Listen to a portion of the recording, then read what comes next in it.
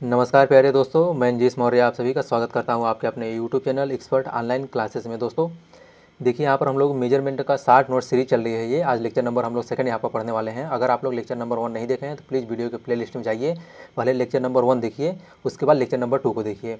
और अगर आपको वीडियो इन्फॉर्मेटिव लगता है तो प्लीज़ वीडियो को लाइक कीजिए, चैनल को सब्सक्राइब कीजिए, बेल आइकन को प्रेस कर लीजिए और अपना एक प्यारा सा कमेंट जरूर छोड़िएगा कि वीडियो आपको कैसा लगा। आप हमारे टेलीग्राम चैनल से भी जुड़ सकते हैं, जिसका लिंक वीडियो के डिस्क्रिप्शन में दिया गया है। और देखिए, अपना थोड़ा सा प्यारा सा सपोर्ट बनाए रखिए। यूट्यूब चैनल के लिए सपोर्ट बहुत ज़रूरी होता है, तो आप लोग थोड़ा सपोर्ट कीजिए। बाकी मैं वादा करता हूँ आप लोगों से कि कंटेंट मैं आप लोगों को बेस्ट दूंगा। आइए स्टार्ट करते हैं। देखिए, हार्ड वायर इंस्ट्रूमेंट हम लोग यहाँ पर पढ़ेंगे। देखिए, हार्ड वायर इंस्ट्रूमेंट क्या होता है। तो हार्ड वायर इंस्ट्रूमेंट होता है, ये सीरियक इफेक्ट पे वर्क करता है। इसमें क्या होता है कि एक प्लेटिनम इरिडियम का जो है वायर होता है, उसको हम गर्म करते हैं, हीट करते हैं, तो उससे क्या होता है, जो दोनों टर्मिनल पर है वो वोल्टेज जो है इंड्यूस होता है। ठीक है, तो यहाँ से देखिए hard wire instrument, hard wire type instrument में है।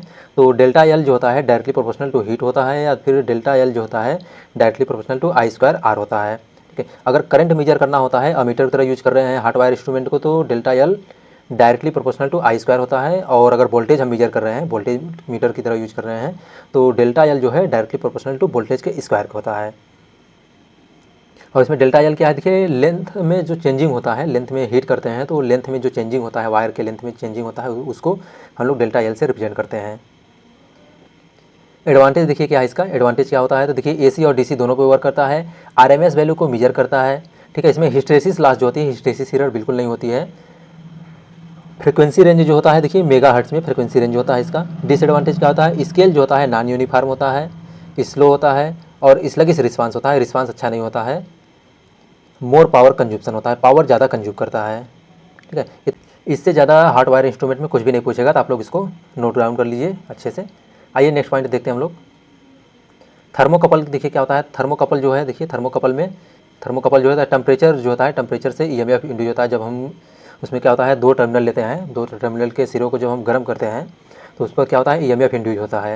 ये कैसे होता है, देखिए चेंज इन रेजिस्टेंस, टेम्परेचर जब हम बढ़ाते हैं तो उसके रेजिस्टेंस में चेंजिंग होता है, जिसकी वजह से ईएमएफ जो है इंड्यूस होता है। जैसे आरटीईडी हो गया, उसके बाद आपका थर्मिस्टर हो गया, ये सभी क्या है, थर्मोकपल के एग्जाम्पल हैं। इलेक्ट्रोस्टैटिक वोल्ट मीटर देखिए क्या है। इलेक्ट्रोस्टैटिक वोल्ट मीटर में, इलेक्ट्रोस्टैटिक वोल्ट मीटर में जो है, ये देखिए लीनियर अगर मोशन होता है, लीनियर टाइप के मोशन के लिए यूज़ करते हैं, तो उस समय जो होता है half V square d C by d x. D x क्या होता है, लीनियर डिस्प्लेसमेंट होता है, डी एक्स या डी एल होता है। तो यहाँ से लीनियर डिस्प्लेसमेंट के लिए क्या है, देखिए अगर hot wire electrostatic volt meter जो होता है उसको हम लोग लीनियर अगर डिस्प्लेसमेंट के लिए यूज कर रहे हैं, मोशन के लिए यूज कर रहे हैं, तो इट वर्क देखिए किस पर वर्क करता है, तो it's work on the change in capacitor, capacitor के चेंजिंग पर ये वर्क करता है। एफ डी जो होता है 1/2 v square d C by d x होता है, और x equal to 1/2, x equal to देखिए क्या होता है, तो x equal to 1/2 v square के c d C by d x होता है। ये दोनों फार्मूला याद रखिएगा आप। और डिफ्लेक्टिंग टार्क पर जो फोर्स लगता है इसके लिए है। Suitable for high voltage measurement के लिए, हाई वोल्टेज मेजरमेंट के लिए सुटेबल होता है। अगर आप सर्कुलर मोशन को के लिए यूज कर रहे हैं, इलेक्ट्रोस्टैटिक टाइप वोल्टमीटर जो होता है सर्कुलर मोशन के लिए यूज कर रहे हैं, तो टी डी जो होता है, देखिए T d half V square d C by d theta होता है। डी थीटा क्या है, एंगुलर के लिए है, एंगुलर मोशन जो होता है डिस्प्लेसमेंट के लिए हम लोग क्या करते हैं, डी थीटा का यूज करते हैं।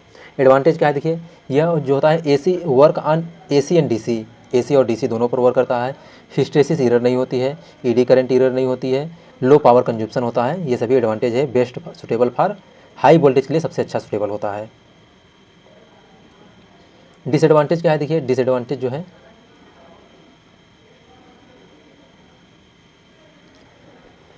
डिसएडवांटेज क्या है, देखिए नॉन यूनिफॉर्म स्केल जो होता है, नॉन यूनिफॉर्म होता है।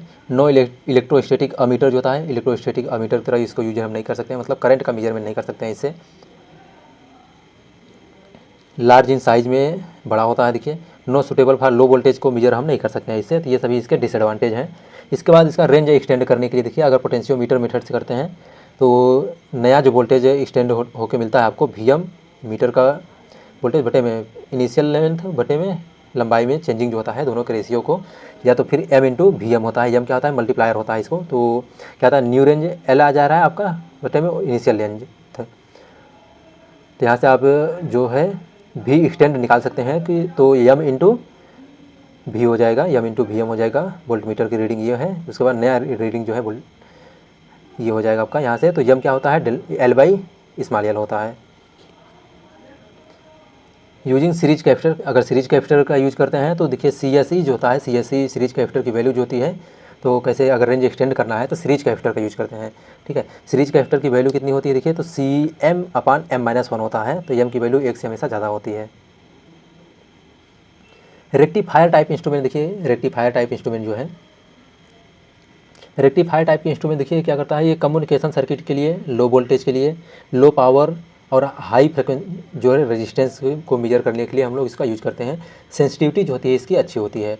यहाँ दो टाइप का होता है, एसी टाइप का हाफ वेव रेक्टिफायर होता है और उसके बाद फुल वेव रेक्टिफायर होता है। तो आइए हम लोग पहले देखते हैं हाफ वेव रेक्टिफायर।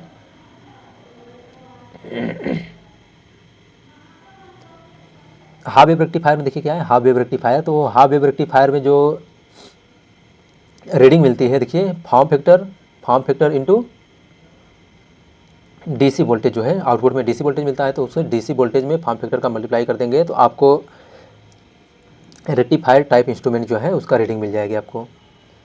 साइनोसोडियल के लिए क्या है, देखिए साइनोसोडियल का अगर आप निकाल रहे हैं, हाफ वेव का हो गया। साइनोसोडियल के लिए क्या करेंगे, अगर रेक्टिफायर टाइप इंस्ट्रूमेंट है हाफ वेव का तो इसमें क्या करेंगे, 2 पॉइंट जो है 2 से मल्टीप्लाई कर दीजिए इंटू डीसी वोल्टेज। डीसी ठीक है, यहाँ से तो जो रीडिंग आ जाएगी हाफ रेक्टिफायर टाइप इंस्ट्रूमेंट का 2.22 इंटू वी डी सी आ जाएगा। केस नंबर थर्ड सेकंड है, देखिए केस नंबर सेकंड में इनपुट इज चेंज, अगर सातुत वेव है तब उसके लिए क्या करेंगे, 2.30 फॉर्म फैक्टर इसका और इंटू डी सी हो जाएगा। डी सी जो होता है ज़्यादा सेंसिटिव होता है एज कम्पेयर टू ए सी के। स्क्वायर वेव होता है, स्क्वायर वेव के लिए देखिए स्क्वायर वेव के लिए मल्टीप्लाइंग फैक्टर जो होता है 2 होता है।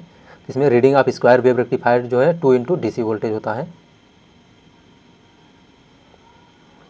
Next point full wave rectifier में, देखिए फुल वेव रेक्टिफायर जो है, full wave rectifier type instrument में अगर है साइन वेव अगर दे रहे हैं तो देखिए फॉर्म फैक्टर साइन वेव का 1.11 होता है।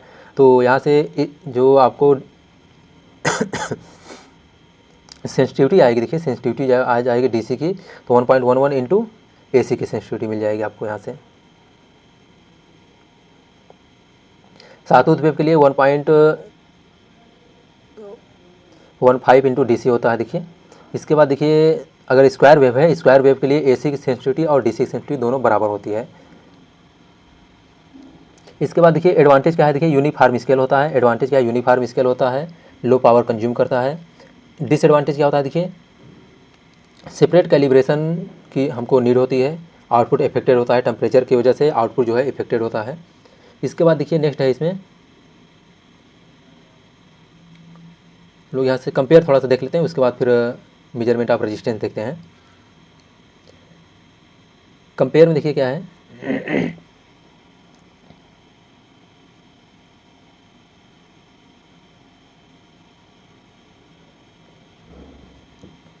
पीएमएमसी देखिए इंस्ट्रूमेंट है, वर्किंग है, स्केल है, यूज करते हैं कौन सी डैम्पिंग यूज करते हैं, ये तीनों है। ठीक है, तो पीएमएमसी देखिए में करंट जो होता है थीटा के डायरेक्टली प्रोपोर्शनल होता है। स्केल कैसा होता है, लीनियर होता है और यूज कहाँ करते हैं, डीसी पर, और ईडी करंट डैम्पिंग का यूज करते हैं हम लोगों।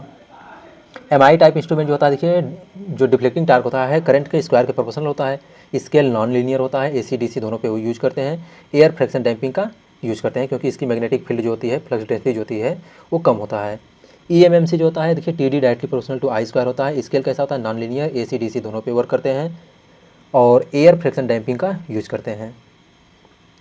थर्मल जो होता है, थर्मल टाइप इंस्ट्रूमेंट जो है, तो थर्मल टाइप या हार्ड वायर इंस्ट्रूमेंट जो होता है देखिए इसमें क्या है कि delta L directly proportional to heat के होता है और नॉन लीनियर स्केल होता है, एसी डीसी दोनों पे वर्क करते हैं। ईडी करंट डैम्पिंग जो है यूज किया जाता है। इलेक्ट्रोस्टैटिक वोल्टमीटर देखिए है, तो इसमें टीडी प्रोपोर्शनल वी स्क्वायर का होता है, स्केल नॉन लीनियर होता है, एसी डीसी दोनों के लिए यूज करते हैं। फ्लूइड फ्रैक्शन डैम्पिंग का यूज करते हैं। इसके बाद रेक्टिफायर टाइप इंस्ट्रूमेंट जो होता है, स्केल देखिए लीनियर होता है, एसी पे वर्क करते हैं इसको।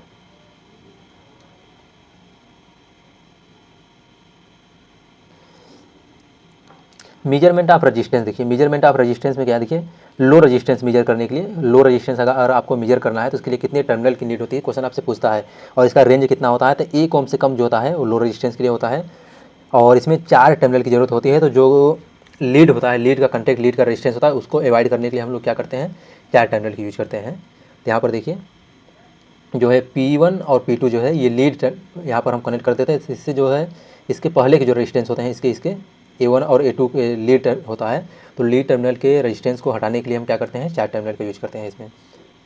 और यही नॉर्मली पूछता है कि मेजरमेंट जो है लो रेजिस्टेंस कहाँ तक होता है, देखिए तो 1 ओम से कम होता है, और इसमें 4 टर्मिनल की आवश्यकता होती है मेजर करने के लिए लो। Method for low resistance, method for low resistance measure करने के लिए जो है देखिए कौन कौन सा मेथड होता है, तो पोटेंशियोमीटर मेथड होता है, अमीटर वोल्टमीटर मेथड होता है, केल्विन डबल ब्रिज मेथड होता है, ये लो रेजिस्टेंस को मेजर करने के लिए मेथड होते हैं। इसके बाद measurement of high medium resistance, तो मीडियम रेजिस्टेंस मेजरमेंट करने के लिए देखिए इसके लिए देखिए जो रेंज होता है वो 1 ओम से ज़्यादा और 100 ओम से कम तक होता है, तो मीडियम रेंज का रेजिस्टेंस होता है। इसको मेजर करने के लिए 2 टर्मिनल की आवश्यकता होती है। इसमें देखिए रेंज जो होता है, रेजिस्टेंस का रेंज कितना होता है, तो रेजिस्टेंस का रेंज जो होता है 1 ओम से लेकर 100 किलो ओम तक होता है, और इसमें 2 टर्मिनल की नीड होती है। देखिए 2 टर्मिनल 1 और 2 टर्मिनल की नीड होती है। Method for medium resistance, method for measurement of medium resistance के लिए कौन कौन सा मेथड होता है देखिए, तो इसमें व्हीटस्टोन ब्रिज मेथड होता है, सब्स्टिट्यूशन मेथड होता है, और बोल्ट मीटर अमीटर मेथड होता है, जिसको हम लोग VA मेथड कहते हैं, और ओम मीटर मेथड होता है। ये सभी क्या है देखिए मीडियम रेजिस्टेंस को मेजर करने के मेथड होते हैं। Wheatstone bridge, substitution method, volt meter ammeter method, और ओम मीटर मेथड होता है।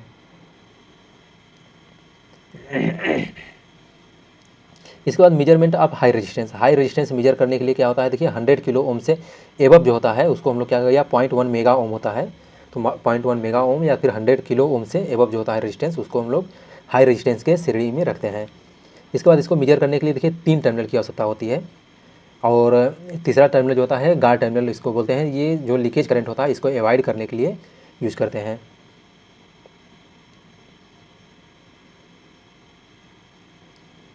मेथड ऑफ हाई रेजिस्टेंस को मेजर करने का देखिए कौन कौन सा मेथड होता है, तो हाई रेजिस्टेंस को मेजर करने के लिए कौन कौन सा मेथड होता है देखिए, direct deflection method, loss of charge method, megger method, mega या मेगा ओम, या तो फिर क्या होता है देखिए ब्रिज मेथड होता है। ये सभी है। देखिए व्हीटस्टोन ब्रिज को हम लोग देखते हैं पहले।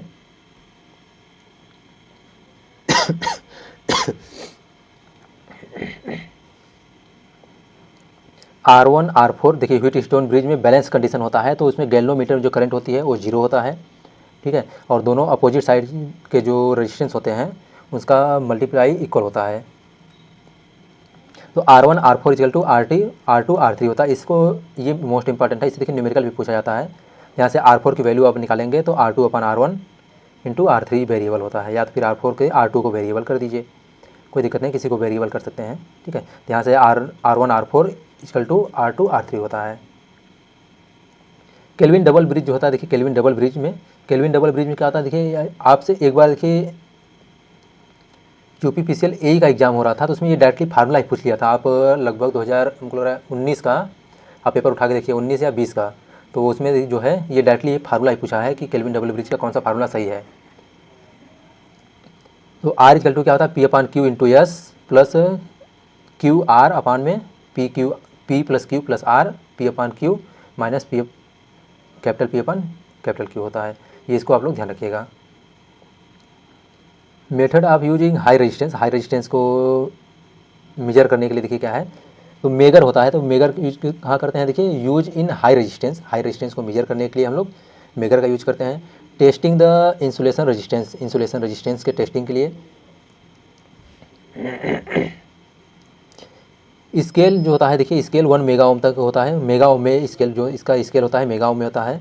वोल्टेज जो होता है देखिए DC जनरेटर का यूज़ करते हैं, तो वहाँ पर 110 वोल्ट होता है, जो एक्चुअल आपको ज़्यादातर बुकों में मिलेगा 110 वोल्ट, और उसके बाद 500 वोल्ट मिलता है। तो यहाँ वोल्टेज जो है देखिए 1000 वोल्ट तक भी होता है, तो इसका रेंज आप ध्यान रखिएगा 110 वोल्ट। अगर हैंड ड्रिवन जनरेटर बोल दिया तो 110 वोल्ट लगाइएगा, और अगर कुछ भी नहीं बोलता है तो वहाँ 500 वोल्ट और 1000 वोल्ट दिया रहता है, तो 500 वोल्ट है और मॉडर्न टाइप के जो आ रहा है उसमें 1000 वोल्ट तक हो रहा है और स्पीड जो होता है 160 आरपीएम पर इसकी स्पीड को चलाते हैं।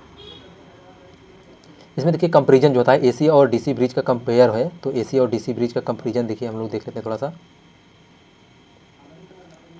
डीसी ब्रिज, एसी ब्रिज, ठीक है, यूज ओनली फॉर रेजिस्टेंस के लिए, रेजिस्टेंस केवल रेजिस्टेंस मेजरमेंट करने के लिए डीसी ब्रिज की आवश्यकता होती है, क्योंकि एसी में जो डीसी पे जो रिएक्टेंस होता है वो जीरो और इनफाइनाइट होता है, इंडक्टिव रिएक्टेंस जीरो होता है, कैपेसिटिव रिएक्टेंस इनफाइनाइट होता है। तो यहाँ से और इसके बाद जो है एसी ब्रिज जो होता है देखिए फ्रिक्वेंसी को, कैपेसिटेंस को, इंडक्टेंस को और क्वालिटी फैक्टर को, इन सभी को मेजर करने के लिए यूज करते हैं। डी एर्सोनल गैल्वेनोमीटर जो होता है उसका 0 हर्ट्ज फ्रिक्वेंसी पर वर्क करता है। पावर फ्रिक्वेंसी 0 से 125 हर्ट्ज होता है।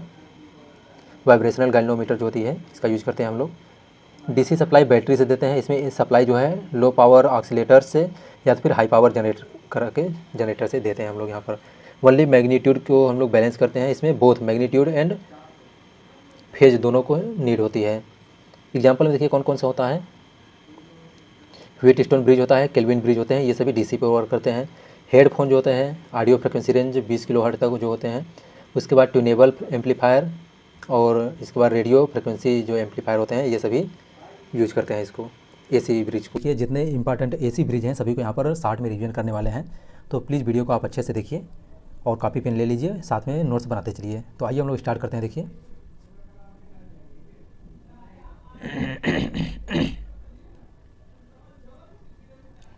सबसे पहले देखिए क्या है, सबसे पहले मेजरमेंट ऑफ इंडक्टेंस है। तो मेजरमेंट ऑफ इंडक्टेंस, तो देखिए इंडक्टेंस मेजरमेंट करने के लिए हमारे पास टोटल 4 ब्रिज होते हैं। एंडरसन ब्रिज, मैक्सवेल ब्रिज, हे ब्रिज और ओवेन ब्रिज होते हैं, ठीक है। तो सबसे पहले हम लोग कौन सा मैक्सवेल इंडक्टेंस ब्रिज को हम लोग यहाँ पर देखते हैं। मैक्सवेल इंडक्टेंस ब्रिज जो होता है देखिए यल जो है इंडक्टेंस को मेजर करता है, ऑडियो और पावर फ्रिक्वेंसी रेंज पर मेजर करता है। ये आप लोग इंपॉर्टेंट है, इसको ध्यान रखिएगा कि मैक्सवेल इंडक्टेंस ब्रिज जो होता है ये ऑडियो और पावर फ्रिक्वेंसी रेंज के लिए एप्लीकेबल होता है, इंडक्टेंस को मेजर करता है। और इसमें जो रिलेशन आता है देखिए R1 R4 equal to R2 R3 होता है, और R1 की वैल्यू जो होती है R2 R3 अपान R4 होता है, और L1 की वैल्यू जो होती है R2 L3 अपान R4 होता है। नेक्स्ट इसमें देखिए एडवांटेज डिसएडवांटेज क्या है। तो एडवांटेज क्या है देखिए, इंडिपेंडेंट ऑफ फ्रिक्वेंसी, फ्रिक्वेंसी पर डिपेंड नहीं करता है। कास्ट इसका लो कास्ट होता है, बिकॉज वेरिएबल कैपेसिटर नहीं होता है इसमें, ठीक है। डिसएडवांटेज क्या होता है, not suitable for measurement of quality factor of coil. Quality factor of coil जो है कॉयल का क्वालिटी फैक्टर मेजरमेंट करने के लिए सुटेबल नहीं होता है। नेक्स्ट पॉइंट है देखिए मैक्सवेल इंडक्टेंस कैपेसिटेंस ब्रिज होता है। तो मैक्सवेल इंडक्टेंस कैपेसिटेंस ब्रिज जो होता है इसके लिए डायरेक्टली आप फार्मूला याद रखिएगा कि देखिए इसमें क्या है, मीडियम क्वालिटी फैक्टर को मेजर करने के लिए इसका यूज करते हैं। और इसमें फार्मूला देखिए R1 इक्वल टू जो होता है R2 R3 अपान R4 होता है। रेजिस्टेंस के लिए R1 equal to R2 R3 upon R4 होता है, ठीक है। इसके बाद इंडक्टेंस मेजर करने के लिए जो आता है R2 R3 C4 होता है। ये दोनों फार्मूला आप इसको ध्यान रखिएगा। Quality factor Q equal to omega R4 C4 होता है, ये भी इंपॉर्टेंट है, ध्यान रखिएगा इसको तीनों। हे ब्रिज आता है देखिए, हे ब्रिज जो होता है, हे ब्रिज कहाँ यूज करते हैं, तो हे ब्रिज जो होता है देखिए हाई क्वालिटी फैक्टर जो होता है, क्वालिटी फैक्टर 10 से एबव जो होता है उसके लिए हे ब्रिज का यूज करते हैं यहाँ पर। और हे ब्रिज जो होता है क्वेश्चन आपसे पूछता है कि हाई क्वालिटी फैक्टर मेजर करने के लिए कौन सा ब्रिज सुटेबल होता है, तो हे ब्रिज जो होता है हाई क्वालिटी फैक्टर को मेजर करने के लिए सुटेबल होता है। इसमें जो फार्मूला आता है देखिए omega square R2 R3 R4 C4 का स्क्वायर होता है। इसके बाद इंडक्टेंस जो आता है देखिए, इंडक्टेंस का फार्मूला जो आता है इसमें R2 R3 C4 होता है। क्वालिटी फैक्टर जो होता है 1 अपान ओमेगा R4 C4 होता है। एडवांटेज क्या है, best suitable for high quality factor, high quality factor को मेजर करने के लिए सबसे ज़्यादा सुटेबल होता है। और ये फ्रिक्वेंसी पर डिपेंड करता है, ये इसका डिसएडवांटेज है, क्योंकि फ्रिक्वेंसी चेंजिंग होने की वजह से जो है इसमें वेरिएशन आने लगते हैं। ओवेन ब्रिज है देखिए, ओवेन ब्रिज जो है थोड़ा सा गले में प्रॉब्लम है यार, सर्दी जुकाम हो गया है ना। ओवेन ब्रिज देखिए, ओवेन ब्रिज क्या है, तो ओवेन ब्रिज के लिए R1 equal to C4 R2 upon C3 होता है, इंपॉर्टेंट है, इसको ध्यान रखिएगा ओवेन ब्रिज। इसके बाद इंडक्टेंस जो निकल के आता है देखिए R2 R3 C4 होता है, R2 R3 L1 equal to inductance L1 equal to R2R3C4 होता है। क्वालिटी फैक्टर देखिए मेजरमेंट करने के लिए तो मीडियम क्वालिटी फैक्टर के लिए भी इसको यूज करते हैं, तो ओमेगा R3C3 होता है, ओमेगा R3C3 होता है। ठीक है, ये इंपॉर्टेंट है, इसको ध्यान रखिएगा। क्वालिटी फैक्टर डायरेक्टली फार्मूला देके पूछ सकता है कौन से ब्रिज का ये फार्मूला है। ये फ्रिक्वेंसी पे जो है बैलेंस इक्वेशन जो होता है फ्रिक्वेंसी पर डिपेंड नहीं करता है, उससे इंडिपेंडेंट रहता है। एंडरसन ब्रिज होता है, देखिए एंडरसन ब्रिज होता है कौन किसके लिए सूटेबल होता है, तो एंडरसन ब्रिज होता है ये लो क्वालिटी फैक्टर के लिए यूज किया जाता है। लो क्वालिटी फैक्टर को मेजर करने के लिए, मतलब एक से कम क्वालिटी फैक्टर जिसका होता है, तो एंडरसन ब्रिज होता है लो क्वालिटी फैक्टर के लिए सूटेबल होता है। इसमें L1 जो होती है, देखिए L1 की वैल्यू जो आती है CR2R स्मॉल r जो होता है R2 + R4 + R1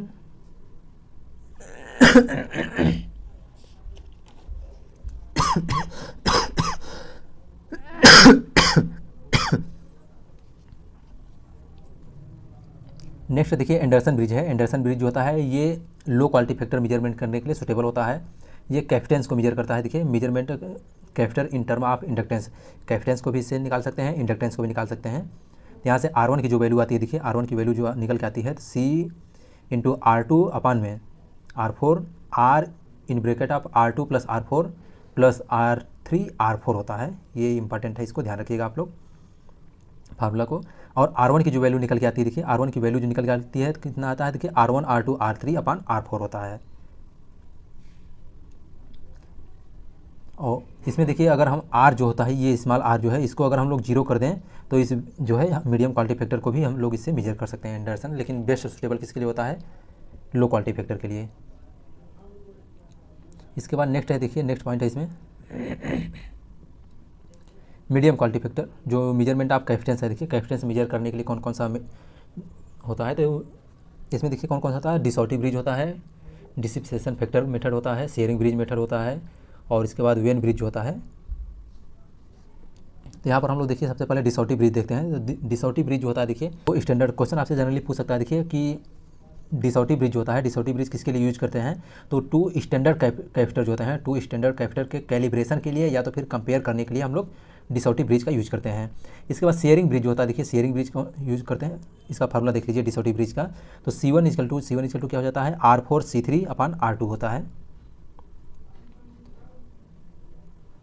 Schering bridge देखिए, शेयरिंग ब्रिज में हम लोग देखते हैं, तो शेयरिंग ब्रिज देखिए कहाँ यूज करते हैं, तो शेयरिंग ब्रिज होता है देखिए कैपेसिटर को, डाइलेक्ट्रिक लॉस को, रिलेटिव परमिएबिलिटी को, फ्रीक्वेंसी को, लॉस ऑफ चार्ज को, इन सभी को मेजर करता है। तो आप लोग इसको ध्यान रखिए कि शेयरिंग ब्रिज होता है किसको किसको मेजर करता है, तो कैपेसिटर को, डाइलेक्ट्रिक लॉस को, μr जिसको हम लोग रिलेटिव परमिएबिलिटी बोलते हैं, और फ्रीक्वेंसी को और लॉस ऑफ चार्ज को मेजर करता है।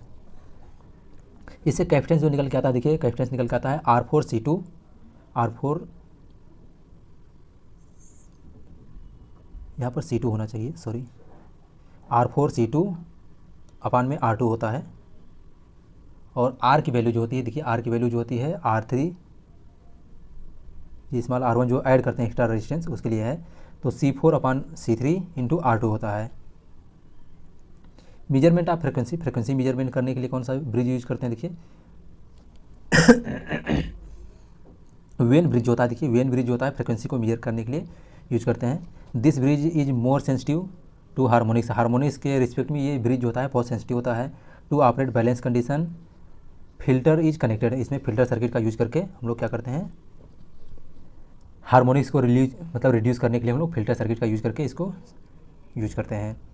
यूज एज ए नाच फिल्टर के रूप में यूज करते हैं इसका, जो वेन ब्रिज होता है इसको हम लोग का नाच फिल्टर के रूप में यूज करते हैं। फंडामेंटल फ्रिक्वेंसी और कैपेसिटर को मेजर करने के लिए भी हम लोग वेन ब्रिज एक्सीलेटर का यूज करते हैं, सॉरी वेन ब्रिज का। इसमें देखिए फार्मूला जो निकल के आता है, देखिए बैलेंस कंडीशन में टोटल फार्मूला निकल के आता है, तो यहाँ से देखिए R4 अपान R2 = R3 अपान R1 + C1 अपान C3 होता है। फ्रिक्वेंसी निकालने के लिए देखिए F = क्या होता है, 1/2 पाई R1 R3 C1 C3 होता है। तो R1 R3 बराबर रखते हैं, C1 C2 को बराबर रखते हैं, तो यहाँ पर बैलेंस कंडीशन जब होता है तब उसमें जो निकल के आता है फ्रिक्वेंसी देखिए वेन ब्रिज का, तो 1/2 पाई RC हो जाता है। बैलेंस कंडीशन के लिए देखिए क्या फार्मूला होता है, तो बैलेंस कंडीशन के लिए जो है होता है आपका R4 = 2R2 होता है। फ्रिक्वेंसी जो होता है देखिए यहाँ से 1/2 पाई RC हो जाता है। वैगनार अर्थ डिवाइस, देखिए वैगनार अर्थ डिवाइस क्या होता है, देखिए वैगनार अर्थ डिवाइस होता है to eliminate the effect of earth capacitance. Earth capacitance को एलिमिनेट करने के लिए हम लोग क्या यूज़ करते हैं, वैगनार अर्थ डिवाइस का यूज़ करते हैं। इंपॉर्टेंट है, इसको ध्यान रखिएगा। और देखिए आप लोग थोड़ा सा लिख लीजिए, देखिए कॉपी पेन उठाइए, लिख लीजिए। इंडक्टेंस इफेक्ट को मिनिमाइज करने के लिए हम लोग बाई फ्लायर बाइंडिंग यूज़ करते हैं। कैप्टेंस इफेक्ट को रिड्यूस करने के लिए आर्टन पेरी बाइंडिंग यूज़ करते हैं। लीकेज करंट को रिड्यूस करने के लिए हम लोग गार्ड टर्मिनल को यूज़ करते हैं। थर्मो इलेक्ट्रिक जो होता है, थर्मो इलेक्ट्रिक इफेक्ट या सीबेक इफेक्ट को रिड्यूस करने के लिए हम लोग रिवर्सिबल स्विच का यूज़ करते हैं। और स्ट्रे लॉस जो होता है, स्ट्रे लॉस को रिड्यूस करने के लिए हम लोग सेल्डिंग का यूज़ करते हैं। तो इतना है, बाकी हम लोग नेक्स्ट में power dynamometer type watt meter देखेंगे। आपको वीडियो कैसा लगा आप लोग कमेंट करके जरूर बताइएगा, यही हम लोग का मोटिवेशन होता है। और अगर इन्फॉर्मेटिव लगता है तो प्लीज़ वीडियो को लाइक कीजिए, चैनल को सब्सक्राइब कीजिए, बेल आइकन को प्रेस कर लीजिए, टेलीग्राम चैनल को ज्वाइन कर लीजिए, जिसका लिंक वीडियो के डिस्क्रिप्शन में दिया गया है। थोड़ा सा सपोर्ट कीजिए, अपना प्यारा सा कमेंट छोड़िए जरूर, कैसा लगा आपको वीडियो। ठीक है दोस्तों, बाकी आप अच्छे से तैयारी कीजिए। All the best for your bright and successful future.